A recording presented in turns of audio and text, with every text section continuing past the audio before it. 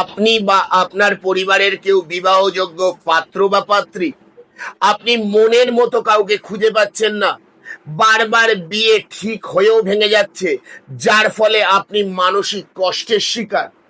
আপনার এই সমস্যা থেকে মুক্তি দিতে পারে ছোট্ট একটি ক্রিয়া। কি করবেন? শুক্রবার দিন সকাল 9টার আগে একটি কাঁচের পাত্রে গোলাপ জল পূর্ণ করুন। তার মধ্যে 28টি সুয়ারা অর্থাৎ শুকনো খেজুরকে ডুবিয়ে রাখুন। চেষ্টা করবেন সারাদিন ওই গ্লাসের সংস্পর্শে থাকার, অর্থাৎ কাছাকাছি থাকার। রাতে যখন ঘুমাতে যাবেন ওই গ্লাসটিকে মাথার পাশে রেখেই ঘুমাবেন।